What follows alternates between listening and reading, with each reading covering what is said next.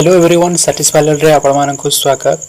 हमें previous class रे class 10 रो इतिहास पढुथला आउ तार प्रथम अध्याय रो प्रथम पाठ भारतीय जातीय आंदोलन और गांधीजी को आविर्भाव आउ सेथिरे महात्मा गांधी जो तांकर जीवन विषय जानिथिला आउ महात्मा गांधी जो दक्षिण अफ्रीका जाइथिले से विषय मध्ये जानिथिला आउ महात्मा गांधी जेतेबेले सत्याग्रह करथिले आम दक्षिण आफ्रिकार से विषय भी आम पढ़ी सारी आ दक्षिण आफ्रिकार आसी सारा पर महात्मा गांधी राजनीति क्षेत्र में किमी पाद देले से विषय में पढ़ी सारी आर प्रथम आंदोलन थिला भारत में चंपारण आंदोलन विषय आम से गुड़ी को पढ़ी सारी।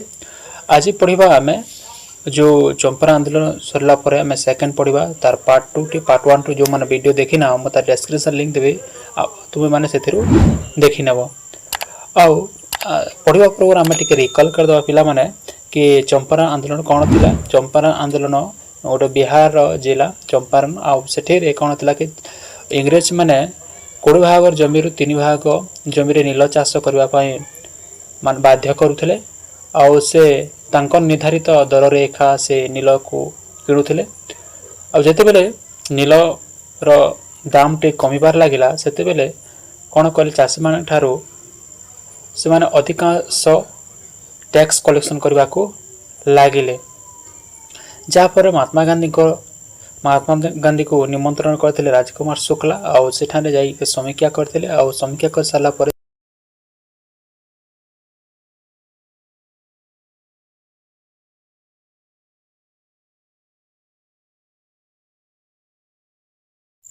बाकी सब जो रहिला खेड़ा आंदोलन अहमदाबाद लुगा कारखाना आंदोलन राहुल आईन विरोध में आंदोलन जालियानबाग हत्याकांड आम यही वीडियो माध्यम पढ़ा पिला माने स्टोरी अनुसार आम पढ़ा आ तुम मैंने स्टोरी माध्यम मन रख चलो ठीक है। खेड़ा आंदोलन 1918 मसीह दुर्भिक्ष जो गुजरात स्थिति खेड़ा जिले में शस्य उत्पादन बाधा प्राप्त है। तत्कालीन राजस्व विभाग एक नियम अनुजाई जमीर स्वाभाविक उत्पादन परिमाण एक चतुर्थायु कम परिमाण शस्य उत्पादन हेले चाषी मान राजस्व देय परिमाण कोहल कर व्यवस्था थिला। देख खेड़ा जिला कौटी अच्छी खेड़ा जिला हूँ पे गुजरात खेड़ा जिला अवस्थित रही अच्छी आते कौन थे कौन था कि दुर्भिक्ष पड़ा वर्षा है ना वर्षा न हवा जो चाष जमी चाष हो पारा ना से बेले कौन होता इंग्रेज माने गोटे राजस्व विभाग तांकर गोटे नियम बहरे थिले जे कोनोसी व्यक्तिर जदि कौन चाषी जदि पूर्ववर्ती चाष अपेक्षा जदि 1/4 चाष जमी हुए 1/4 जमी चाष हुए ताहेले से व्यक्तिर चाष जमी कौन प्रकार टैक्स लगभग बोली रूल करथिले से माने लॉ करथिले आउ जेहेतु से समय अकाल पड़ा दुर्भिक्ष पड़ा चाष जमी उत्पादन हो पार ना तेणुक से लोक मैंने कौन थे कि गोटे महात्मा गांधी को निमंत्रण करते महात्मा गांधी से जगह को जाइए। खेड़ा जिले में चाषी मान कर्मचारी मैंने संपूर्ण राजस्व भरण करने को बाध्य करते कौन करते कि राजस्व विभाग लोक मैंने कर्मचारी मैंने कौन फोर्सफुली खजना मांगुले टैक्स मांगुले। देख पिला जदि तुम्हें पूर्ववर्ती जदि 100% तुम गोटे उत्पादन करुच गोटे चाष जमी तार 1/4 केते 1/4 कले 25% हेबो 25% जो उत्पादन करिथबो ताहेले तुम जमी कौन प्रकार टैक्स लागबो नहीं सेटा तांकर प्रभादान थिला तापर से लॉ बनेथिले किंतु से समय तो कौन प्रकार चाष जमी चाष हो पार नथी कहीं से समय अकाल पड़ा जानिछ आओ से गांधीजी को आमंत्रण करते खेड़ा जिलार चाषी मान इंग्रेज माने कौन करते कि राजस्व विभाग व रेवेन्यू डिपार्टमेंट मैंने कौन थे कि टैक्स कलेक्ट करुले आ फोर्सफुली बाध्य होकर पैसाटी टंकाटी खजनाटी मांगुले ता विरोध में सत्याग्रह करने को चाषी को संगठित करते और चाषी मान खजना देवा प्रत्याख्यान कले और एथिरे जेकोसी परिमाण भोग को प्रस्तुत हेले। महात्मा गांधी समस्त को डाकी थिले गोटे संगठित करते खजना न देवाई से कही आम जेकोसी दंड विधान सहवाक हेले आम सहवा बोली महात्मा गांधी समस्त को बुझे। शेष इंग्रेज सरकार बाध्यतामूलक राजस्व आदाय निवृत्त हेले एक ଏକ ଗୁପ୍ତ ନିର୍ଦ୍ଦେଶନାମା ଜାରି କରି କେବଳ ସାମର୍ଥିକ ଥିବା ଚାଷୀମାନଙ୍କଠାରୁ ଏକ ଆଦାୟ କଲେ। ଆଉ ପରବର୍ତ୍ତୀ ସମୟରେ କ'ଣ ଅଛି କି ହାର ମାନିଥିଲେ, ଇଂରେଜମାନେ ହାର ମାନିଥିଲେ। ଆଉ ସେମାନେ ଗୋଟେ ଗୁପ୍ତ ଅନୁସାରେ ନିର୍ଦ୍ଦେଶନାମା ଜାରି କରିଥିଲେ, ରିପୋର୍ଟ ବନେଇଥିଲେ ଆଉ କହିଲେ ଯେ ଯେଉଁମାନଙ୍କୁ ମାନେ ଦେବା ଲୋକ ମାନେ କହିବାକୁ ଗଲେ ପିଲାମାନେ ଯେଉଁମାନଙ୍କ ସାମର୍ଥ୍ୟ ଲୋକ ସେମାନଙ୍କୁ ଏକା ଟ୍ୟାକ୍ସଟା ଦେବେ ବୋଲି ସେମାନେ କହିଲେ। ଆଉ ଏହି ଆନ୍ଦୋଳନର ପିଲାମାନେ ମହାତ୍ମା ଗାନ୍ଧୀଙ୍କର ମୁଖ୍ୟ ସହଯୋଗୀ ଥିଲେ ଇନ୍ଦୁଲାଲ ଜାଙ୍ଗିଂ। ଓ ଆନ୍ଦୋଳନ ସଫଳତା ଗଭୀର ହେବା ପ୍ରଭାବିତ ହୋଇ ଖେଡ଼ା ଜିଲ୍ଲାରେ ଚାଷୀମାନଙ୍କୁ ତଥା ଆଦିବାସୀ ତଥା ଅହମଦାବାଦର ଆଇନଜୀବୀ ସର୍ଦ୍ଦାର ବଲ୍ଲଭଭାଇ ପଟେଲ ଗାନ୍ଧୀଙ୍କ ଜଣେ ପ୍ରଧାନ ଅନୁଗାମୀ ହୋଇଗଲେ।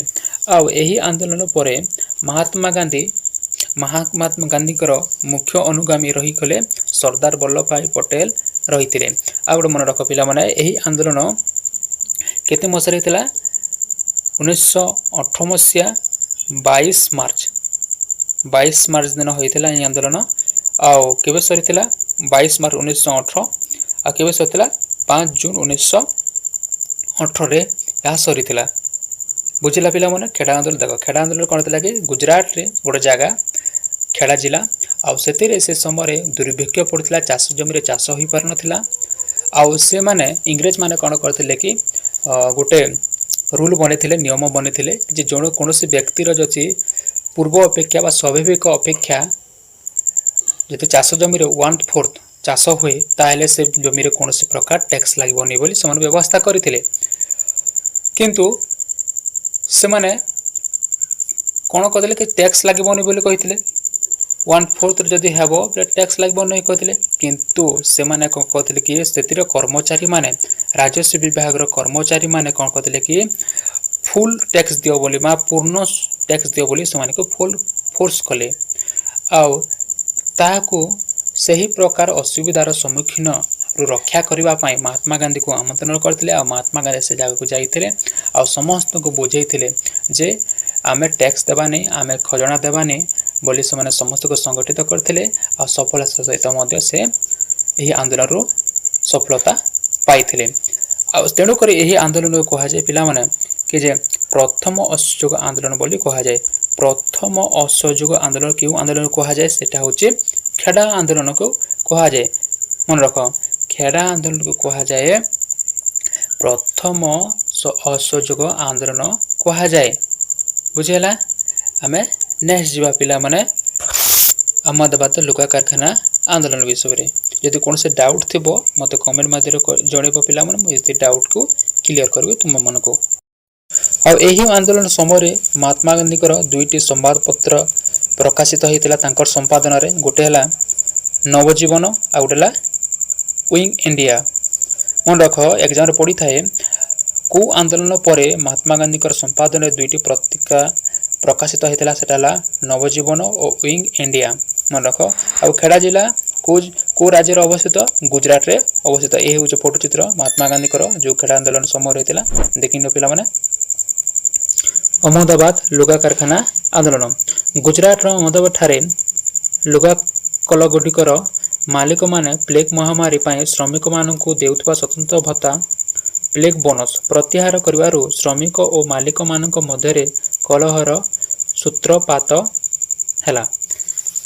କ'ଣ ହେଇଛି ଘଟଣାକୁ ପିଲାମାନେ ଆମେ ଜାଣିବା ଯେ ଗୁଜରାଟର ଅଧିକାଂଶ ଅଞ୍ଚଳରେ କ'ଣ ଥିଲା କି ପ୍ଲେଗ ରୋଗରେ ଲୋକମାନେ ଶିକାର ହେଉଥିଲେ, ମୃତ୍ୟୁବରଣ କରୁଥିଲେ ଅଧିକାଂଶ ଲୋକ। ଆଉ ଯେକୌଣସି କମ୍ପାନୀରେ ସେମାନେ କାମ କରୁଥିଲେ, କାମ ଛାଡ଼ି ସେମାନେ ଘରକୁ ପଳାଇ ଯାଉଥିଲେ। ଆଉ ସେ ସବୁ ଲୋକମାନଙ୍କୁ ବା ଶ୍ରମିକମାନଙ୍କୁ ଲାଲସା ଦେବା ପାଇଁ କ'ଣ କଲେ କି ଇଂରେଜ ସରକାର କ'ଣ କରୁଥିଲା, ସେମାନେ ବା ମାଲିକମାନେ କ'ଣ କରୁଥିଲେ, ସେମାନେ ଲାଲସା ଦେଉଥିଲେ। ଲାଲସା କହିଲେ ପ୍ଲେଗ ବୋନସ ଦେଉଥିଲେ। ଯେମିତି ଯଦି ସେ ବ୍ୟକ୍ତିର ମଜୁରୀ ଯଦି 100 ଟଙ୍କା ହେଉଥିବ, ଦୈନିକ ମଜୁରୀ 100 ଟଙ୍କା ହେଉଥିବ, ସେମାନେ ଇନକ୍ରିଜ୍ କରିଥିଲେ ବା ବୃଦ୍ଧି କରିଥିଲେ 75% ବୃଦ୍ଧି କରିଥିଲେ। ମନେ ରଖ, କେତେ ଟଙ୍କା ସେମାନେ କେତେ ପରସେଣ୍ଟ ବୃଦ୍ଧି କରିଥିଲେ ପ୍ଲେଗ ବୋନସରେ ଦେବା ପାଇଁ? 75%। କେତେ ପରସେଣ୍ଟ? 75% ସେମାନେ ବୃଦ୍ଧି କରିଥିଲେ। ଆଉ ସେମାନେ 75% ଯେଉଁ ବୃଦ୍ଧି କରିଥିଲେ ତାଙ୍କର ଟଙ୍କା ଦୈନିକ ପଇସା କେତେ ଟଙ୍କା ହେଉଥିଲା? 175 ଟଙ୍କା ହେଉଥିଲା। ଆଉ ସେମାନେ 175 ଟଙ୍କା ଦୈନିକ ସେମାନେ ପାଉଥିଲେ ଆଉ ସେଇ ଲାଲସାରେ ଲୋକମାନେ କ'ଣ କରୁଥିଲେ ଶ୍ରମିକମାନେ କ'ଣ କରୁଥିଲେ ସେମାନେ ସେଇ କଳ ଗୁଡ଼ିକରେ କାମ କରିବା ପାଇଁ ଆସୁଥିଲେ। ଆଉ ଯେତେବେଳେ ଏହିସବୁ ଗୁଡ଼ିକ ଯେତେବେଳେ କମ୍ପାନୀର ମାଲିକମାନେ ଲୋକମାନଙ୍କୁ ଶ୍ରମିକମାନଙ୍କୁ ଟଙ୍କାଟି ଦେଉଥିଲେ ଯେଉଁ 75% ବୋନସ୍ ଦେଉଥିଲେ ଠିକ୍ ଠାକ୍ କାମ ଚାଲିଥିଲା। କିନ୍ତୁ ଥରେ ସେ ସମୟରେ କ'ଣ ହେଇଛି କି ଇଂରେଜ ସରକାର ବା ଯେଉଁ ମାଲିକ ଥିଲେ ବ୍ଲେକ୍ ବୋନସ୍ ଦେବାର ସେମାନେ ଷ୍ଟପ୍ କରିଥିଲେ, ବନ୍ଦ କରିଦେଲେ। ଯାହାଫଳରେ ଶ୍ରମିକ ଓ ମାଲିକମାନଙ୍କ ମଧ୍ୟରେ କ'ଣ ଥିଲା କି କଲହ ସୃଷ୍ଟି ହେଲା।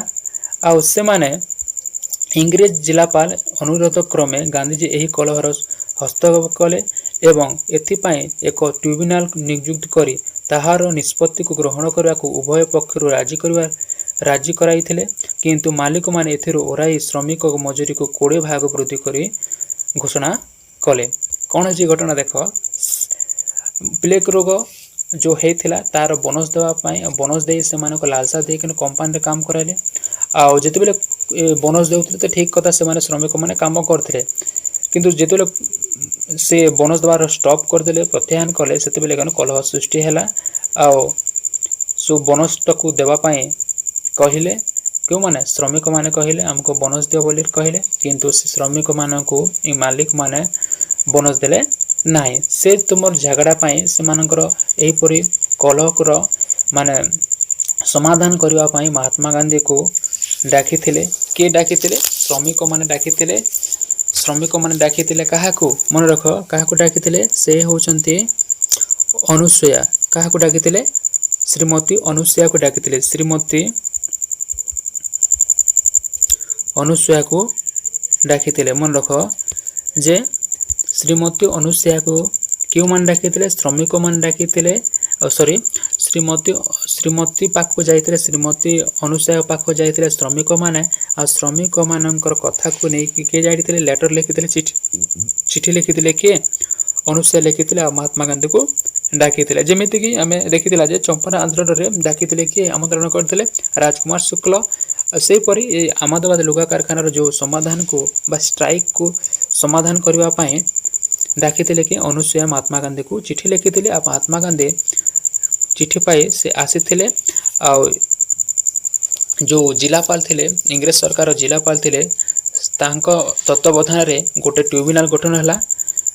ଗୋଟେ କାଉନସିଲ ଗଠନ ହେଲା। ଆଉ ଉଭୟ ପକ୍ଷକୁ ରାଜି କରିବା ପାଇଁ ମହାତ୍ମା ଗାନ୍ଧୀ କହିଲେ। କିନ୍ତୁ ସେଥିରେ କ'ଣ ହେଇଛି ନା, ସେଥିରେ ଓହ୍ଲାଇ ଶ୍ରମିକ ମଜୁରୀ 20 ଭାଗ ବୃଦ୍ଧି ଘୋଷଣା କଲେ। ଶ୍ରମିକମାନଙ୍କ ପାଇଁ କ'ଣ କଲେ କି ଆମେ ତାଙ୍କର ମଜୁରୀକୁ ଆମେ 20% ବୃଦ୍ଧି କରିବୁ। ଯେତେ ଟଙ୍କା ଥିଲା, 100 ଟଙ୍କା ଥିଲା, 100 ଟଙ୍କାରେ ସେମାନେ 20% ବୃଦ୍ଧି କଲେ 120 ଟଙ୍କା ହେବ। ଯଦି 100 ଟଙ୍କାରେ ତାଙ୍କ 20% ଯଦି ବୃଦ୍ଧି କରିବେ ତାହେଲେ କେତେ ଟଙ୍କା ହେବ? 120 ଟଙ୍କା ହେବ। ଆଉ 120 ଟଙ୍କାରେ ଶ୍ରମିକମାନଙ୍କୁ ଦେବୁ ବୋଲି ସେମାନେ କହିଲେ। କିନ୍ତୁ ସେଥିରେ ଶ୍ରମିକମାନେ ରାଜି ହୋଇ ନଥିଲେ। ଆହମଦାବାଦର କାରଖାନାର ଶ୍ରମିକମାନେ ଶତକଡ଼ା 35 ଭାଗ ମଜୁରୀ ବୃଦ୍ଧି ଦାବି ପ୍ରତ୍ୟାଖ୍ୟାନ କରିବା ମାଲିକମାନଙ୍କ ବିରୋଧରେ ଗାନ୍ଧିଜୀ ଶ୍ରମିକମାନଙ୍କୁ ଏକ ଅହିଂସା ଆନ୍ଦୋଳନ କରିବା ପାଇଁ ପ୍ରବର୍ତ୍ତନ ନିଜେ ଏହାର ନେତୃତ୍ୱ ନେଲେ। କ'ଣ ହେଇଛି କି ଏଥିରେ ମହାତ୍ମା ଗାନ୍ଧୀ ଆସିଲେ, ଗୋଟେ ଟ୍ରିବ୍ୟୁନାଲ ଗଠନ କଲେ, ଦୁଇ ପାର୍ଟିକୁ ଟ୍ରିବ୍ୟୁନାଲ ଗଠନ କଲେ। ସେମାନେ କହିଲେ ଯେ ମାଲିକମାନେ କହିଲେ କି ଯେ ଆମେ 20% ବୃଦ୍ଧି କରିବୁ। କେଉଁଠି? ତୁମର ସାଲାରୀରେ ବା ଦରମାରେ ଆମେ ବୃଦ୍ଧି କରିବୁ, ମଜୁରୀରେ ଆମେ ବୃଦ୍ଧି କରିବୁ କହିଲେ। କିନ୍ତୁ ଶ୍ରମିକମାନେ କେତେ ପରସେଣ୍ଟ ଚାହୁଁଥିଲେ? 35% ଚାହୁଁଥିଲେ। ଆମକୁ 35% ଦିଅ। ସେମାନେ କହୁଥିଲେ କେତେ ପରସେଣ୍ଟ ଦେବା ପାଇଁ? 20%। ଆମେ ମାଲିକମାନେ କହୁଥିଲେ 20% ଆମେ ବୃଦ୍ଧି କରିବୁ। ଆଉ ଶ୍ରମିକମାନେ ଚାହୁଁଥିଲେ କେତେ ପରସେଣ୍ଟ? 35% ସେମାନେ ଚାହୁଁଥିଲେ। କିନ୍ତୁ 35%କୁ ମାଲିକମାନେ ରାଜି ହେଲେ ନାହିଁ, ପ୍ରତ୍ୟାଖ୍ୟାନ କରିଥିଲେ। ଆଉ କେତେ ପରସେଣ୍ଟ ଦରକାର ଥିଲା? 15% ଦରକାର ଥିଲା। ଯଦି ଆମକୁ 15% ଯେଉଁ 20% ଅଛି ସେଥିରେ ଯଦି 15% ଯଦି ଇନକ୍ରିଜ୍ ନ କରିବ, ବୃଦ୍ଧି ଯଦି ନ କରିବ, ତାହେଲେ ଆମେ ଅନଶନରେ ବସିବୁ, ଷ୍ଟ୍ରାଇକ୍ କରିବୁ ବୋଲି ଘୋଷଣା କରିଥିଲେ ବା ଇଂରେଜ ସରକାରକୁ କହିଥିଲେ। ଆଉ ତେଣୁକରି ମହାତ୍ମା ଗାନ୍ଧୀ ତାଙ୍କ ଶ୍ରମିକମାନଙ୍କର ସପୋର୍ଟରେ ଯାଇ ସହଯୋଗ କରି ମହାତ୍ମା ଗାନ୍ଧୀ କରିଥିଲେ କି ଷ୍ଟ୍ରାଇକ୍ରେ ବସିଥିଲେ। ଓ ଦାବି ପୂରଣ ନ ହେବା ପର୍ଯ୍ୟନ୍ତ पर्यंत अनशन चालू रखा बोली घोषणा कर श्रमिक ମାନଙ୍କ ପକ୍ଷରେ ଅନଶନ ଆରମ୍ଭ କଲେ। ଏହି ଶ୍ରମିକ ଗୁଡ଼ିକୁ ଦୃଢ଼ ଭାବରେ ସଂଗଠିତ କରି ସମଗ୍ର ଭାରତରେ ଦୃଢ଼ ଆକର୍ଷଣ କଲା। ଦେଖ ମହାତ୍ମା ଗାନ୍ଧୀ କ'ଣ କଲେ କି ଯଦି ଇଂରେଜ ମାନେ ତ କହୁଥିଲେ ଯେ ଇଂରେଜ ମାନେ ଆମେ କେତେ ପରସେଣ୍ଟ ଦେବା 20% ଦେବା, ଶ୍ରମିକ ମାନେ କେତେ ଚାହୁଁଥିଲେ 35% ଚାହୁଁଥିଲେ। ଆଉ କେତେ ପରସେଣ୍ଟ ଦରକାର ଥିଲା 15% ଦରକାର ଥିଲା। ଯଦି 15% ଇନକ୍ରିଜ ନ କରିବ 35 ବା 35% ଯଦି ତୁମେ ଇନକ୍ରିଜ ନ କରିବ ତାହେଲେ ଆମେ ଅନଶନ କରିବା ଅକାଳ ପର୍ଯ୍ୟନ୍ତ ଆମେ ଅନଶନ କରିବା ଯେ ପର୍ଯ୍ୟନ୍ତ ଆମ ଦାବିଟି ପୂରଣ ନ ହେବ ସେ ପର୍ଯ୍ୟନ୍ତ ଆମେ ଅନଶନରେ ବସିବୁ ବୋଲି କହିଥିଲେ। ଆଉ ମହାତ୍ମା ଗାନ୍ଧୀ ଷ୍ଟ୍ରାଇକରେ ବସିଥିଲେ। ମନେ ରଖ ଯେ ଆମ ଷ୍ଟ୍ରାଇକଟି କେତେ ହେଇଥିଲା 18 ଦିନ ଷ୍ଟ୍ରାଇକରେ ବସିଥିଲେ, କିନ୍ତୁ ମହାତ୍ମା ଗାନ୍ଧୀ ସେଥିରେ 3 ଦିନ ଅନଶନରେ ବସିଥିଲେ। ମନେ ରଖ ଯେ ଅହମଦାବାଦ ଲୁଗା କାରଖାନା ଯେଉଁ ଆନ୍ଦୋଳନଟେ ହେଇଥିଲା ମହାତ୍ମା ଗାନ୍ଧୀ କେତେ ଦିନ ଅନଶନ ବସିଥିଲା 3 ଦିନ ପର୍ଯ୍ୟନ୍ତ ବସିଥିଲେ, କିନ୍ତୁ ଷ୍ଟ୍ରାଇକଟା କେତେ ଦିନ ଚାଲିଥିଲା 18 ଦିନ ଚାଲିଥିଲା। ଆଉ ଯଦି ମିଶାଇ ଦେବା ବେଲେ ଆମେ କହିଦେଲା 21 ଡେ ହେଉଛି। ଜାଣିଲା ଯେ ଅହମଦାବାଦ ଲୁଗା କାରଖାନା ଆନ୍ଦୋଳନ କେତେ ଦିନ ପର୍ଯ୍ୟନ୍ତ ଚାଲିଥିଲା 21 ଦିନ ପର୍ଯ୍ୟନ୍ତ ଚାଲିଥିଲା। ମନେ ରଖ ଏଟାକୁ ନୋଟ୍ କରିବ ପିଲାମାନେ ଯେ 21 ଦିନ ପର୍ଯ୍ୟନ୍ତ ଯେଉଁ ଅହମଦାବାଦ ଲୁଗା କାରଖାନାଟା ଆନ୍ଦୋଳନର ଚାଲିଥିଲା। ଯଦି ଆମେ ଏକ୍ଜାକ୍ଟ ଡେଟ୍ଟା କହିବା ପିଲାମାନେ ଏହାର ଯେ ଏକ୍ଜାକ୍ଟ ଡେଟ୍ଟା ହେଉଛି ତାର ଯଦି ଆମେ ତୁମ ବହିରେ ସିଷ୍ଟମେଟିକ୍ ଦେଇନି ପିଲାମାନେ ଲୁଗା ଆନ୍ଦୋଳନ ଯେଉଁ ବା ଅହମଦାବାଦ ଲୁଗା କାରଖାନା ଯେଉଁ ଆନ୍ଦୋଳନ ହେଇଥିଲା ତାହା ଖେଡ଼ା ଆନ୍ଦୋଳନ ପୂର୍ବରୁ ହେଇଥିଲା, ଖେଡ଼ା ଆନ୍ଦୋଳନ ପରେ ହେଇଥିଲା। କିନ୍ତୁ ତୁମ ବହିରେ ଖେଡ଼ା ଆନ୍ଦୋଳନ ପହିଲା ଦେଇଛି, ଅହମଦାବାଦ ଲୁଗା କାରଖାନାଟି ପଛେ ଦେଇଛି। କିନ୍ତୁ ଲୁଗା କାରଖାନା ଯେଉଁ ହେଇଥିଲା ପିଲାମାନେ ଫେବୃଆରୀ ମାସରେ ହେଇଥିଲା। ଆଉ ଏଇ ଘଟଣା ତୁମର ଯେଉଁ ଖେଡ଼ା ଆନ୍ଦୋଳନ କେବେ ହେଇଥିଲା 22 ମାର୍ଚ୍ଚ 1918 ହେଇଥିଲା। କିନ୍ତୁ ଏହି ଆନ୍ଦୋଳନ ଯେଉଁ ଆମେ ପଢ଼ୁଛୁ ପିଲାମାନେ ଯେଉଁ ଅହମଦାବାଦ ଲୁଗା କାରଖାନା ଆନ୍ଦୋଳନ ପଡ଼ୁଛି ସେଟା ଫେବୃଆରୀ ମାସରେ ହେଇଥିଲା। ମନେ ରଖ। ହଁ, ତାପରେ ସେମାନେ କ'ଣ କରିଥିଲେ କି 35% କୁ ପୂର୍ଣ୍ଣ କରିଥିଲେ ମହାତ୍ମା ଗାନ୍ଧୀ ଅନଶନରେ ବସି ଆଉ ତାଙ୍କ ଦାବିକୁ ପୂରଣ କରିଥିଲେ। ଏଥିରେ ଉଭୟ ଭୟଭୀତ ହୋଇ ପରିଶେଷରେ କାରଖାନାର ମାଲିକମାନେ ଶ୍ରମିକମାନଙ୍କୁ ମଜୁରୀ 35% ଭାଗ ବୃଦ୍ଧି କରିବା ପାଇଁ ସେ ସମ୍ମତି ପ୍ରଦାନ କଲେ। ଏହାଦ୍ୱାରା ଗାନ୍ଧୀଜୀଙ୍କ ଜନସାଧାରଣ ମଧ୍ୟରେ ସତ୍ୟାଗ୍ରହ ପ୍ରତି ଆଗ୍ରହ, ଶ୍ରଦ୍ଧା ଓ ସମ୍ମାନ ଆଣିଥିଲା। ମନେ ରଖ ଯେ କ'ଣ ହେଇଛି ଅହମଦାବାଦ ଲୁଗା କାରଖାନା ଯେଉଁ ଆନ୍ଦୋଳନ ହେଇଥିଲା ଆମେ ଟିକେ ଦେଖିଦେବା ଆଉ ଟିକେ କହିଦେବା ପିଲାମାନେ ଯେ ଗୁଜରାଟରେ ଯେଉଁ ଅହମଦାବାଦରେ ଗୋଟେ ଫ୍ୟାକ୍ଟ୍ରି ଥିଲା, ଲୁଗା ଫ୍ୟାକ୍ଟ୍ରି ଥିଲା। ଆଉ ସେଥିରେ କ'ଣ ଥିଲା କି ପ୍ଲେଗ ବୋନସ୍ ଦିଆଯାଉଥିଲା। ଆଉ ସେ ସମୟରେ ତ ଗୁଜରାଟରେ ମଧ୍ୟ କ'ଣ ଥିଲା ପ୍ଲେଗ ରୋଗରେ ଲୋକମାନେ ସଂକ୍ରମିତ ହେଉଥିଲେ ଆଉ ମୃତ୍ୟୁବରଣ ଅଧିକ ତାର ଲାଲସା ଦେବା ପାଇଁ ଶ୍ରମିକମାନଙ୍କୁ ଲାଲସା ଦେବା ପାଇଁ ବୋନସଟି କରିଥିଲେ ପ୍ଲେଗ ବୋନସ୍ ନାଁରେ। ଆଉ ସେମାନେ କେତେ ପରସେଣ୍ଟ ଇନକ୍ରିଜ କରିଥିଲେ ପ୍ଲେଗ ବୋନସ୍ ଦେଉଥିଲେ 75% ତାଙ୍କର ଶ୍ରମିକର ଯେତେ ମଜୁରୀ ମିଳୁଛି ତାର 75% ସେମାନଙ୍କୁ ମିଳୁଥିଲା। କିନ୍ତୁ ଯେତେ ପର୍ଯ୍ୟନ୍ତ ସେମାନେ ଦେଉଥିଲେ ଶ୍ରମିକମାନଙ୍କୁ ବୋନସ୍ ଦେଉଥିଲେ ଠିକ୍ ଚାଲୁଥିଲା, କମ୍ପାନୀରେ କାମ କରୁଥିଲେ ଶ୍ରମିକମାନେ। ଯେତେବେଳେ ଶ୍ରମିକମାନଙ୍କୁ ବୋନସ୍ ଦେବା ପାଇଁ ସେମାନେ ବନ୍ଦ କରିଦେଲେ ଆଉ ସେଥିପାଇଁ ଦୁଇ ଜଣ ମଧ୍ୟରେ ମାଲିକ ଓ ଶ୍ରମିକ ମଧ୍ୟରେ କଲହ ସୂତ୍ରପାତ ହେଲା। ଆଉ ପରବର୍ତ୍ତୀ ସମୟରେ କ'ଣ କରିଛି ମାଲିକମାନଙ୍କୁ ସେମାନେ ରିକ୍ୱେଷ୍ଟ କଲେ ଯେ ଆମକୁ ପ୍ଲେଗ ବୋନସ୍ ଦିଆଯାଉ, ଆମ ସାଲାରୀକୁ ବଢ଼ାଯାଉ, ଆମ ଦରମାକୁ ବଢ଼ାଯାଉ। ଆଉ ମାଲିକମାନେ ଯେହେତୁ ନ ମାନିବା ଯୋଗୁଁ ସେମାନେ କ'ଣ କରିଥିଲେ କି ଶ୍ରମିକମାନେ ଶ୍ରୀମତୀ ଅନୁସୂୟା ପାଖକୁ ଯାଇଥିଲେ। ଆଉ ଅନୁସୂୟା କ'ଣ କରିଥିଲେ କି ଚିଠି ମାଧ୍ୟମରେ ମହାତ୍ମା ଗାନ୍ଧୀକୁ ଜଣାଇଥିଲେ ଆଉ ମହାତ୍ମା ଗାନ୍ଧୀକୁ ସେ ଆଣିଥିଲେ। ଆଉ ସେ ସମୟର ଜିଲ୍ଲାପାଳ କ'ଣ କରିଥିଲେ କି ମହାତ୍ମା ଗାନ୍ଧୀଙ୍କର ତତ୍ତ୍ୱାବଧାନରେ ଗୋଟେ ଟ୍ରିବ୍ୟୁନାଲ ଗଠନ କରିଥିଲେ। ଆଉ ଟ୍ରିବ୍ୟୁନାଲରେ ଗଠନ କରିଥିଲେ ଉଭୟ ପକ୍ଷକୁ ରାଜି କରିବା ପାଇଁ ବସାଇଥିଲେ। କିନ୍ତୁ ସେଥିରେ ଯେଉଁ ଟ୍ରିବ୍ୟୁନାଲ ଗଠନ କରାଗଲା କିନ୍ତୁ ଶ୍ରମିକମାନେ ରାଜି ହେଇଥିଲେ କିନ୍ତୁ ମାଲିକମାନେ ରାଜି ହେଲେ ନାହିଁ। କାହିଁକି ରାଜି ହେଲେନି? ଶ୍ରମିକମାନେ ଚାହୁଁଥିଲେ ଯେ ଆମକୁ 35% ଦରକାର ଅଛି, ଆମ ସାଲାରୀରେ 35% ବା ଦରମାରେ ଆମ 35% ଇନକ୍ରିଜ କରାଯାଉ। କିନ୍ତୁ ମାଲିକମାନେ କ'ଣ କରିଥିଲେ କି ତାହା ଦେବା ପାଇଁ ରାଜି ନଥିଲେ, ସେମାନେ 20% ଦେବା ପାଇଁ ରାଜି ହୋଇଥିଲେ। ଏହି ଯେଉଁ ସୂତ୍ରପାତ ହେଲା, କଲହର ସୂତ୍ରପାତ ହେଲା, ତାହାର ସମାଧାନ କରିବା ପାଇଁ ମହାତ୍ମା ଗାନ୍ଧୀ 21 ଦିନ ଷ୍ଟ୍ରାଇକରେ ଥିଲେ ଆଉ 3 ଦିନ ଅନଶନରେ ବସିଥିଲେ। ଯାହାପରେ ପରିଶେଷରେ ସେମାନେ ଷ୍ଟ୍ରାଇକରେ ଜିତିଥିଲେ ଆଉ ମାଲିକ ମାନେ କ'ଣ କରୁଥିଲେ 35% ଦେବା ପାଇଁ ରାଜି ହେଇଥିଲେ। ଆଉ ଏଥିପାଇଁ ମହାତ୍ମା ଗାନ୍ଧୀଙ୍କ ଯେଉଁ ସତ୍ୟ ପ୍ରତି ଆଗ୍ରହ ବା ସତ୍ୟାଗ୍ରହ ପ୍ରତି ତାଙ୍କ ଆଗ୍ରହ ଓ ଶ୍ରଦ୍ଧାର ସମ୍ମାନ ଆଣି ଦେଇଥିଲା ସମସ୍ତଙ୍କ ପାଇଁ। ଏ ଥିଲା ପିଲାମାନେ ଅହମଦାବାଦ ଲୁଗା କାରଖାନା ଆନ୍ଦୋଳନ। ବୁଝି ହେଇଥିବ ପିଲାମାନେ। ଚାଲ ଆମେ ନେକ୍ସଟ ଦେଖିବା। ନେକ୍ସଟ ଯିବା ପୂର୍ବରୁ ପିଲାମାନେ ଏହି ଆନ୍ଦୋଳନକୁ ଯେଉଁ ମହାତ୍ମା ଗାନ୍ଧୀ ଯେଉଁ ଆନ୍ଦୋଳନ କରିଥିଲେ ଅହମଦାବାଦ ଲୁଗା କାରଖାନା ଆନ୍ଦୋଳନ, ଏହି ଆନ୍ଦୋଳନକୁ ଅନ୍ୟ ନାମରେ ମଧ୍ୟ ଜଣାଯାଏ ପ୍ରଥମ ଅନୁସରଣ ଆନ୍ଦୋଳନ ବା fast hunger strike, non violence movement ମଧ୍ୟ କୁହାଯାଇଥାଏ। ଯୋଗୁଁ ପିଲାମାନେ ଲୋକଙ୍କ ପ୍ରତି ଗୋଟେ ବିଶ୍ୱାସ ଆସିଗଲା, ସତ୍ୟାଗ୍ରହ ପ୍ରତି ଆଗ୍ରହ ଆସିଲା, ଶ୍ରଦ୍ଧା ଆସିଲା, ସମ୍ମାନ ମଧ୍ୟ ଆସିଥିଲା। ଏ ଥିଲା ମହାତ୍ମା ଗାନ୍ଧୀଙ୍କର ଅହମଦାବାଦ ଲୁଗା କାରଖାନା ଆନ୍ଦୋଳନ ସଫଳ ସହିତ ସେ ଜିତିଥିଲେ। ଯେଉଁ ରାୱଲ ଆଇନ ଆସିଥିଲା ତା ବିରୋଧରେ ମହାତ୍ମା ଗାନ୍ଧୀ ଆନ୍ଦୋଳନ କରିଥିଲେ, ବିରୋଧ କରିଥିଲେ ତାଙ୍କୁ ସେଇ ଆନ୍ଦୋଳନକୁ। ଆଉ ଆମେ ରାୱଲ ଆଇନ ଯେଉଁ ବିରୋଧ ବିଷୟରେ ପଢ଼ିବା। ରାୱଲ ଆଇନ କାହିଁକି ଆସିଲା ଆମେ ଟିକେ ଜାଣିବା। ସେ ସମୟରେ ପିଲାମାନେ 1914-1919 ମସିହା ପର୍ଯ୍ୟନ୍ତ ପ୍ରଥମ ବିଶ୍ୱଯୁଦ୍ଧ ଥିଲା। ଆଉ ପ୍ରଥମ ବିଶ୍ୱଯୁଦ୍ଧରେ ଆମ ଭାରତ ମିତ୍ର ଶକ୍ତିକୁ ସହଯୋଗ କରିଥିଲା ଯୁଦ୍ଧରେ। ଆଉ ମିତ୍ର ଶକ୍ତିରେ ଇଂରେଜ ମଧ୍ୟ ଥିଲେ। ଆଉ ସେ ସମୟରେ ଆମର ଦେଶ ମଧ୍ୟ ଇଂରେଜମାନଙ୍କର କଣ୍ଟ୍ରୋଲରେ ଥିଲା ଯୋଗୁଁ ସେମାନେ ଇଂରେଜମାନଙ୍କୁ ସପୋର୍ଟ କରିଥିଲେ। ଆଉ ସେମାନେ ପ୍ରତିଶ୍ରୁତି ଦେଇଥିଲେ ଯେ ଆମେ ଯେତେବେଳେ ପ୍ରଥମ ବିଶ୍ୱଯୁଦ୍ଧ ସରିବ ତାହେଲେ ଆପଣମାନଙ୍କ ଯେଉଁ କୌଣସି ଦାବି ଅଛି ଆମେ ତାହାକୁ ପୂରଣ କରିବ ବୋଲି ସେମାନେ ପ୍ରତିଶ୍ରୁତି ଦେଇଥିଲେ। କିନ୍ତୁ ଯେତେବେଳେ 1919 ମସିହାରେ ପ୍ରଥମ ବିଶ୍ୱଯୁଦ୍ଧ ସରିଗଲା ତାପରେ ସେମାନେ ଆଉ ଅଣଦେଖା କଲେ, ଆମ କଥା ମାନିଲେ ନାହିଁ। ଆଉ ସେ କୌଣସି ଦାବି ସେମାନେ ପୂରଣ କଲେ ନାହିଁ। ଦେଖିଲେ ମହାତ୍ମା ଗାନ୍ଧୀ, ମୁଁ ତ ସଫଳ ସହିତ ମୁଁ ଖେଡ଼ା ଆନ୍ଦୋଳନ, ଚମ୍ପାରଣ ଆନ୍ଦୋଳନ, ଅହମଦାବାଦ ଲୁଗା କାରଖାନା ଆନ୍ଦୋଳନ ସଫଳ ସହିତ ମୁଁ ସଂଗ୍ରାମ କରି ସଫଳ ପାଇଅଛି। ଆଉ ମହାତ୍ମା ଗାନ୍ଧୀକୁ ତାଙ୍କୁ ସତ୍ୟାଗ୍ରହ ପ୍ରତି ଲୋକମାନେ ମଧ୍ୟ ଆସ୍ଥା ହେଇଥିଲେ ଓ ବିଶ୍ୱାସ କରୁଥିଲେ।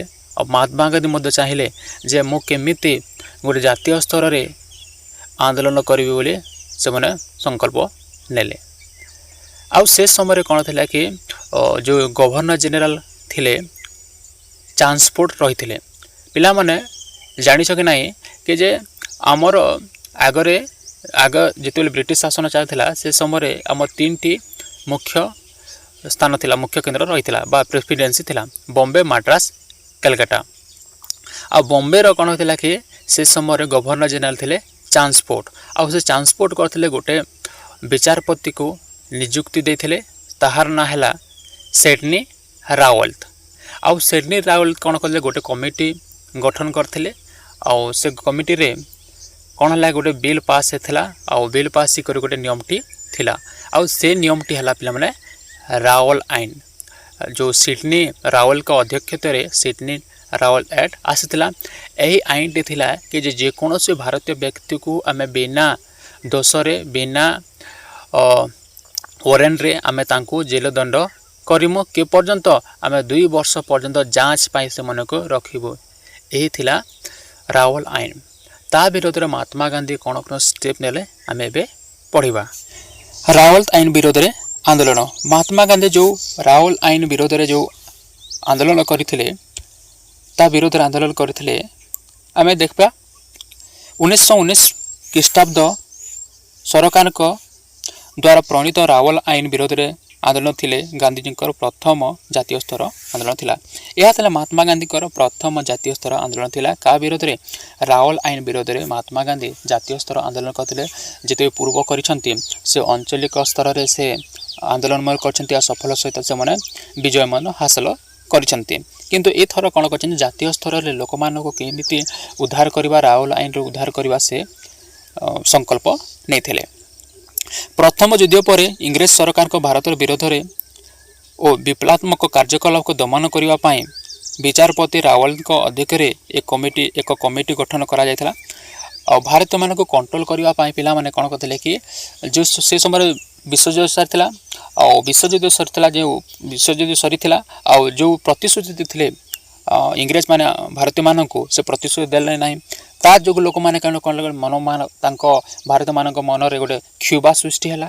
आउ से क्यूबाटी गोटे हिंसात्मक आक्रमण करने चाहिला। आउ सेतिपाई कौन करथिले कि ब्रिटिश सरकार तांको विचारपति सिडनी रावल को गोटे कमिटी गठन करने निर्देश देते। आउ से कमिटी रे निर्देश था जे गोटे लॉ बनेले आ से लॉ रे थिला कि जे कौन से भारतीय व्यक्ति को बिना बिना दोषर जेकोसी दंड भोगवा को पड़ूला। ए थिला रावल आईन।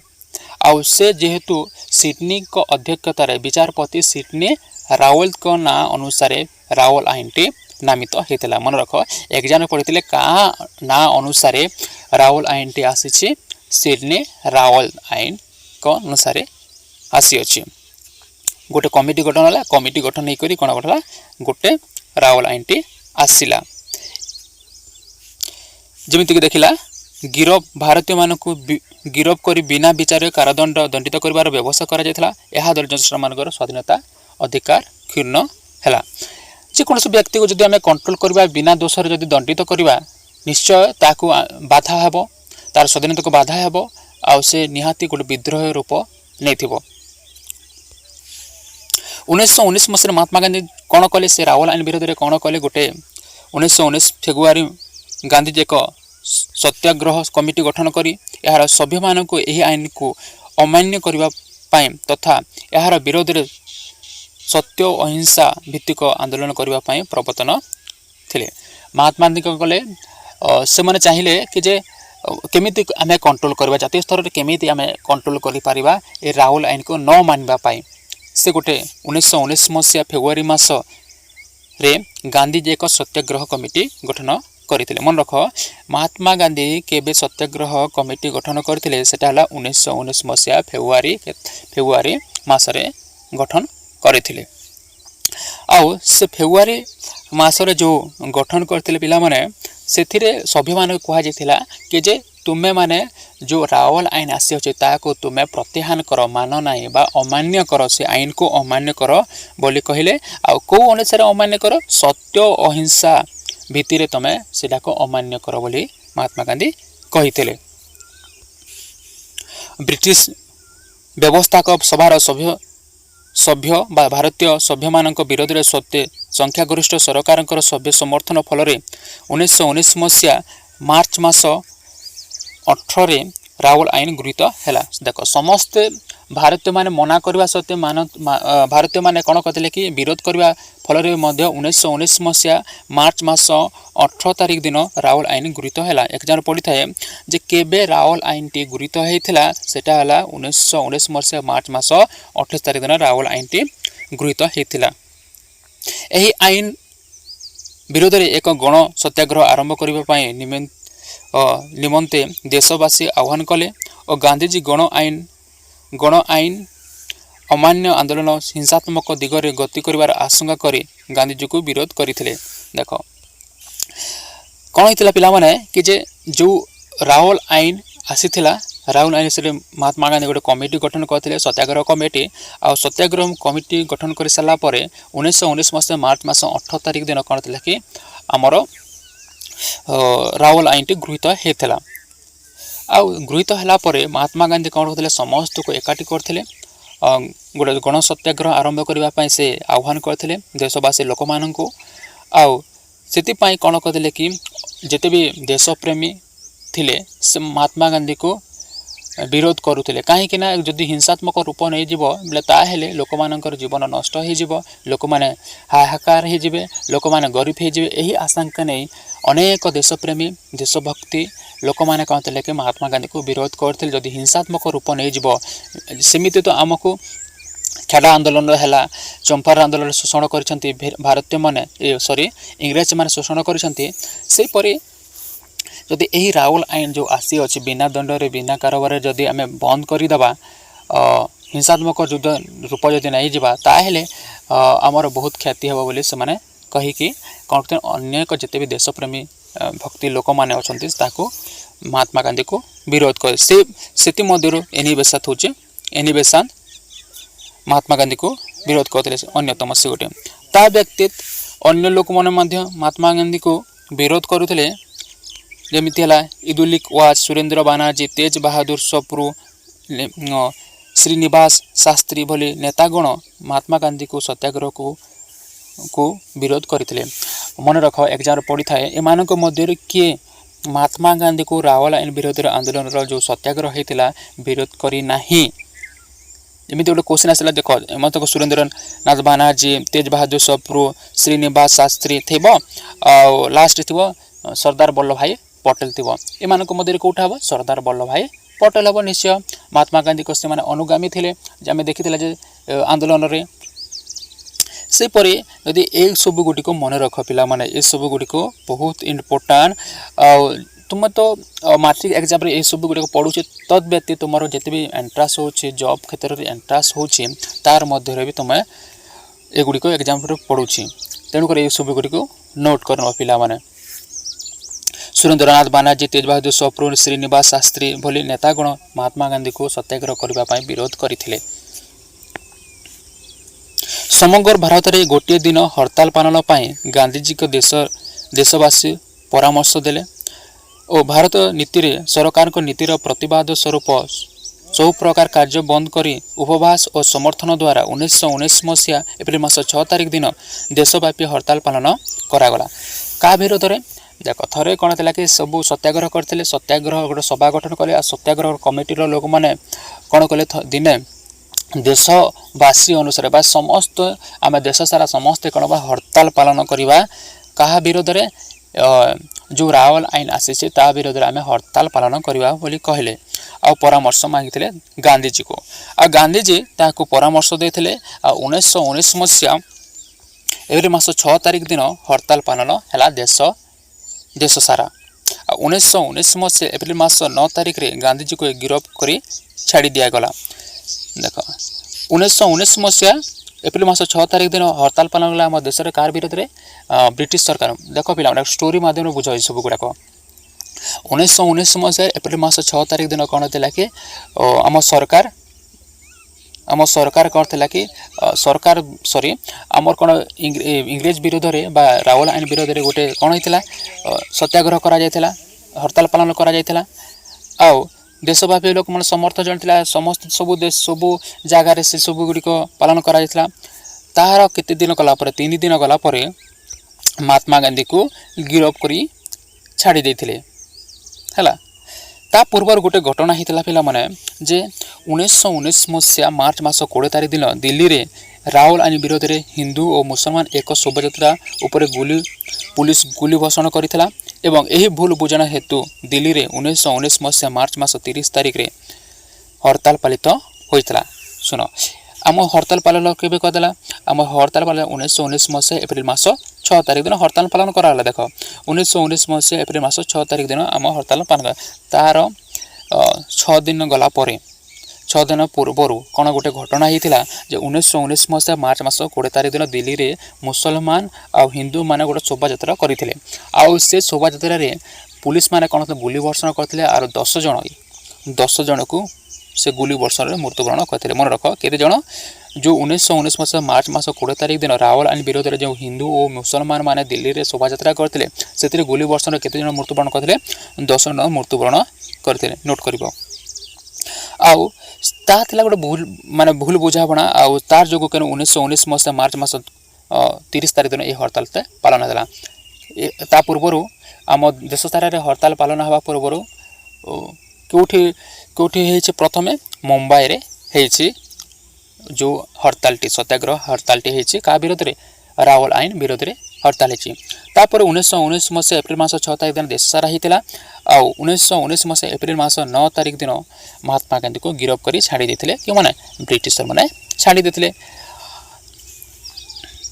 आउ सेतिरे कोन हितला पिला माने ए थिला पिला माने रावल आईन विरोध में महात्मा गांधी कौन कर आंदोलन कर देश सारा आंदोलन कर महात्मा गांधी को गिरफ्त कले पिला माने देश सारा लोक मैंने कौन मितर गोटे हिंसात्मक मनोभाव सृष्टि है कहीं आम नेता को बंदी कर कहीं गिरफ्त कले बोले समस्त जिते मुंबई मद्रास पंजाब जिते भी प्रेसिडेंसी अच्छी जिते भी जगार कौन कला देशव्यापी लोक मैंने हिंसात्मक रूप नेला आला अमृतसर पंजाब सबू जगार पूरा पिला माने कौन थे कि हिंसात्मक रूप नहीं रावल आईन बुझीगला पिला माने जालियानवाग हत्याकांड 19 19 ରାଓଲ ଆଇନ ବିରୋଧରେ ଆନ୍ଦୋଳନ ଚାଲୁଥିଲା ସମୟରେ 1919 ମସିହା ଏପ୍ରିଲ ମାସ 10 ତାରିଖ ଅମୃତସରଠାରେ ଦୁଇ ସ୍ଥାନୀୟ ନେତା ଡକ୍ଟର ସତ୍ୟପାଲ ଓ ଡକ୍ଟର ସାଇଫୁଦ୍ଦିନ କିଚଲୁଙ୍କ ଗିରଫ ଫଳରେ ଆନ୍ଦୋଳନ ଏକ ହିଂସାତ୍ମକ ରୂପ ଧାରଣ କଲା।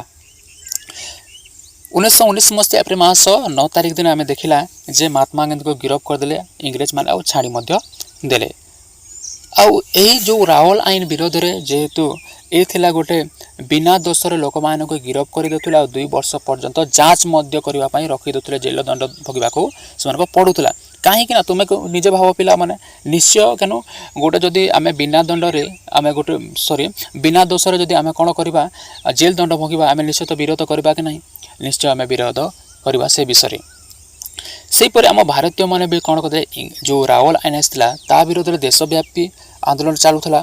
ଆଉ ସେ ସମୟରେ ଯେଉଁ ଡକ୍ଟର ସତ୍ୟପାଲ ଆଉ ଡକ୍ଟର ସାଇଫୁଦ୍ଦିନ କିଚଲୁ ଥିଲେ ଅମୃତସରରେ ମଧ୍ୟ ବିରୋଧ କରୁଥିଲେ। ଆଉ ତାଙ୍କର ଗିରଫ ହେଇଛି କେତେ ମସିହାରେ? 1919 ମସିହା ଏପ୍ରିଲ ମାସ 10 ତାରିଖ ଦିନ ତାଙ୍କୁ ଗିରଫ କରିଛି। ମନେ ରଖ, ଏକ୍ଜାମରେ ପଡ଼ିଥାଏ। ଆଉ ଜନପ୍ରିୟ ନେତା ଦ୍ୱୟଙ୍କ ଗିରଫର ପ୍ରତିବାଦ କରିବା ପାଇଁ ତଥା ବୈଶାଖ ଉତ୍ସବ ପାଳନ କରିବା ପାଇଁ ଅମୃତସରର ଜାଲିଆନାବାଗଠାରେ 1919 ମସିହା ଏପ୍ରିଲ ମାସ 13 ତାରିଖରୁ ବହୁ ଲୋକ ସଂଖ୍ୟା ଏକ ସାଧାରଣ ସଭାର ଏକତ୍ର ହୋଇଥିଲେ। କ'ଣ କରିଥିଲେ କି ଯେଉଁ ସ୍ଥାନୀୟ ନେତା କିଏ ଥିଲେ? ଡକ୍ଟର ସତ୍ୟପାଲ ଆଉ ସାଇଫୁଦ୍ଦିନ କିଚଲୁଙ୍କ ଗିରଫ ଫଳରେ ତଥା ବୈଶାଖ ମେଳା ପାଳନ କରାଯାଏ ଅମୃତସରରେ। ଆଉ ସେ ଅମୃତସର ଗୋଟେ ଜାଗା ଅଛି ଜାଲିଆନାବାଗ, ସେଠାରେ 1919 ମସିହା ଏପ୍ରିଲ ମାସ 13 ତାରିଖ ଦିନ ସେମାନେ ରୁଣ୍ଡ ହୋଇଥିଲେ ଆଉ ଗୋଟେ ଶୋଭାଯାତ୍ରା କରିଥିଲେ। କାହିଁକି ଯାତ୍ରା କରିଥିଲେ? ମନେ ରଖ, ଯେ ଯେଉଁ ଅମୃତସରର ଚାଷୀମାନେ ଥିଲେ, ଲୋକମାନେ ଥିଲେ, କାହିଁକି ସଭାରେ ଏକତ୍ରିତ ହୋଇଥିଲେ? ଏକ୍ଜାମରେ ପଡ଼ିଥାଏ। ସେ ହେଉଛି ପିଲାମାନେ ଦୁଇ ସ୍ଥାନୀୟ ଯେଉଁ ନେତା ଥିଲେ ଡକ୍ଟର ସତ୍ୟପାଲ ଆଉ ଡକ୍ଟର ସାଇଫୁଦ୍ଦିନ କିଚଲୁଙ୍କ ଯେଉଁ ଗିରଫ ଫଳରେ ତଥା ସେମାନେ ବୈଶାଖ ଉତ୍ସବ ପାଳନ କରନ୍ତି ଅମୃତସରର ଲୋକମାନେ, ଆଉ ତାହା ଯୋଗୁଁ ସେମାନେ କ'ଣ କରିଥିଲେ କି ଗୋଟେ ସଭା ସମିତି କରିଥିଲେ। କିନ୍ତୁ ତା ପୂର୍ବ ଦିନରେ କ'ଣ ହେଇଥିଲା ପିଲାମାନେ, ସରକାର ସଭା ସମିତି କରାଇବା ଉପରେ ସରକାର ଦ୍ୱାରା ପୂର୍ବ ଦିନ ଘୋଷିତ ନିଷେଧାତ୍ମକ ସମ୍ବନ୍ଧର ସାଧାରଣତଃ ଜନସାଧାରଣଙ୍କୁ ଅବଗତ ନଥିଲା। କ'ଣ ଥିଲା କି ପୂର୍ବ ଦିନରେ ସେମାନେ ନୋଟିସ୍ କରିଥିଲେ ଯେ ଇଂରେଜ ସରକାର ନୋଟିସ୍ କରିଥିଲେ ଯେ କୌଣସି ବ୍ୟକ୍ତି ହରତାଳ ପାଳନ ହେଇଛି, ଆମେ 6 ତାରିଖ ଦିନ ଏପ୍ରିଲ ମାସ 6 ତାରିଖ ଦିନ 1919 ମସିହା ଏପ୍ରିଲ ମାସ 6 ତାରିଖ ଦିନ ହରତାଳ ପାଳନ କରାଯାଏ। ସେମାନେ ଜାଣିପାରୁଛନ୍ତି, ବିରୋଧ କରୁଛନ୍ତି ସମସ୍ତେ ରାଓଲ ଆଇନକୁ। ତା ଯୋଗୁଁ ସେମାନଙ୍କୁ ନୋଟିସ୍ ଜାରି କରିଥିଲେ କି ଯେ କୌଣସି ବ୍ୟକ୍ତି କୌଣସି ଲୋକ ସଭା ସମିତି କରିପାରିବେ ନାହିଁ। କିନ୍ତୁ ଲୋକମାନେ ଅଜଣା ଥିଲେ ଏ ବିଷୟରେ, ଆଉ ସେମାନେ ଶୋଭାଯାତ୍ରା କରିଛନ୍ତି 1919 ମସିହା ଏପ୍ରିଲ ମାସ 13 ତାରିଖ ଦିନ ସେମାନେ ଜାଲିଆନାବାଗଠାରେ ଶୋଭାଯାତ୍ରା କରିଛନ୍ତି। ଘଟଣାଟି କ'ଣ ହେଉଛି ପିଲାମାନେ? ମୁଁ ବାର କହିବାର କାରଣ କ'ଣ ହେଉଛି ପିଲାମାନେ, ତୁମେ ମନେ ରଖିପାରିବ ଏସବୁ ଗୁଡ଼ାକ। ଆଉ ସତ୍ୟପାଲ ଆଉ ସାଇଫୁଦ୍ଦିନ କିଛି ମନେ ରଖ, ଏକ୍ଜାମରେ ପଡ଼ିଥାଏ। ଆଉ ଜାଲିଆନାବାଗ କେବେ ମସିହାରେ ହେଇଥିଲା? 1919 ମସିହାରେ ଏପ୍ରିଲ ମାସ 13 ତାରିଖ ଦିନ।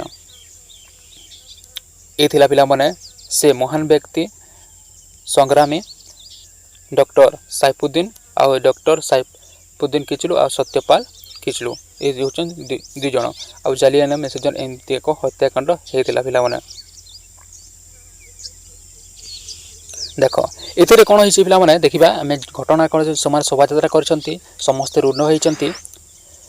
ଅମୃତସର ସାମରିକ ମୁଖ୍ୟ ଜେନେରାଲ ଡାୟର ହଠାତ୍ ଦଳେ ସୈନିକ ସହ ସଭାସ୍ଥଳରେ ପହଞ୍ଚି ବିନା ସତର୍କରେ ସୂଚନାରେ ନିରସ୍ତ୍ର ଓ ନିରୀହ ଲୋକମାନଙ୍କ ଉପରେ ଗୁଳି ବର୍ଷଣ କଲେ ଓ ଜାଲିଆନାବାଗଠାରେ ଏକମାତ୍ର ପ୍ରବେଶ ତଥା ପ୍ରସ୍ଥାନ ପଥ ସୈନ୍ୟମାନଙ୍କର ଦ୍ୱାରା ଅବରୋଧ ହୋଇଥିବାରୁ ଲୋକମାନେ ବାହାରିବାକୁ ଯାଇପାରିଲେ ନାହିଁ। ଫଳରେ ଅନେକ ଲୋକ ପ୍ରାଣ ହରାଇଲେ ବା ଆହତ ହେଲେ। ଘଟଣାରେ କ'ଣ ହୋଇଛି ପିଲାମାନେ, ସେମାନେ ନୋଟିସ୍ଟି ଦେଇଥିଲେ, ପୂର୍ବ ଦିନ ନୋଟିସ୍ ଦେଇଥିଲେ ଇଂରେଜମାନେ ଯେ କୌଣସି ସଭା ସମିତି କରିପାରିବ ନାହିଁ। ଆଉ କ'ଣ ହେଇଛି କି ସେ ସମୟରେ ସାମରିକ ମୁଖ୍ୟ ଥିଲେ ଜେନେରାଲ ଡାୟର। ସେମାନେ କ'ଣ କଲେ, ଦଳେ ସୈନିକମାନଙ୍କୁ ଧରିଲେ ଆଉ ଜାଲିଆନାବାଗକୁ ପହଞ୍ଚିଲେ। ସେମାନେ କ'ଣ କଲେ, ବିନା ଇନଫର୍ମରେ ଲୋକଙ୍କୁ ସତର୍କତା ନ କରି ସେମାନେ କ'ଣ କଲେ, ତାଙ୍କ ଯେଉଁ ପ୍ରସ୍ଥାନ ବାଟ ଥିଲା ସେ ପ୍ରସ୍ଥାନ ବାଟରେ ସେମାନେ କ'ଣ କରିଥିଲେ କି जगिथिले एग्जिट गेट्रे आउ समस्त को निरीह मानकु गुली वर्षण करते। केते दुखर कथा पिला माने कि जे से माने कौन करते कि गेटा क्लोज करदे आउ गेटा क्लोज करदे आ गोटे जो एग्जिट गेटा थिला से एग्जिट गेट से माने रही कि समस्त गुली वर्षण करथिले ब्रिटिशर माने बा जो जनरल डायरेक्शन जो पुलिस माने आस्ते आम निरीह जो चाषी माने थिले लोक माने थिले समस्त संग्रामी मानक मृत्युवरणर शिकार होते बा से माने आहत होते निरीह मानक मृत्युवरणर शिकार को ठेली देथिले।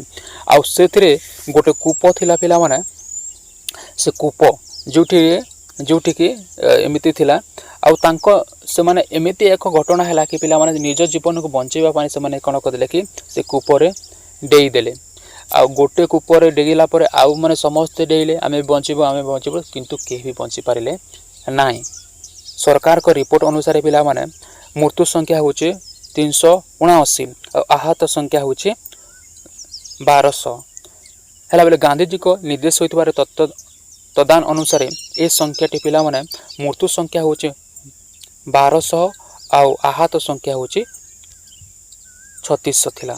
ए थिला जालियानबाग हत्याकांड आख्या देले महात्मा गांधी याकू जालियानबाग हत्याकांड आख्या देथिले। मन रख घटना कौन है देख से माने शोभा यात्रा करथिले आउ शोभा यात्रा रे जो शोभा यात्रा रे कहा पाए शोभा यात्रा करथिले डॉक्टर सैतपाल आउ साइपुतन किछि लोक पाई करथिले आउ से प्रत्येक वर्ष तांको गाँ रे कोन करा जाय जो जालियानबाग गाँ रे सेथिरे बैसाख जो पालन करा जाय 1919 मसीहा एप्रिल मास 13 तारिख दिन से दिन थिला।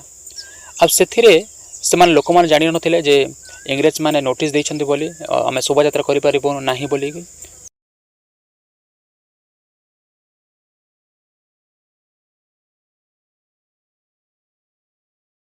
आउ गुली वर्षण करथिले से माने जनरल डायड आउ कौन अच्छे पिला एमपरी हिंसात्मक जो रूप नेला जालियानबाग जो हत्याकांड जो रावल आईन विरोध में जो आंदोलन चली सत्याग्रह करता ये हिंसात्मक जो रूप नेला तेणुक महात्मा गांधी कौन कहले कि यह आंदोलन को प्रत्याहान करने से माने संकल्प नेले और जनसाधारण अहिंसा आंदोलन तथा बा सत्याग्रह जो पर्यंत संपूर्ण रूपे समर्थन हो नथिबा उपलब्ध करले गांधीजी आ 1919 मसीहा एप्रिल मास 18 तारिख दिन रावल आईन विरोध में से आंदोलन को प्रत्याहार कले।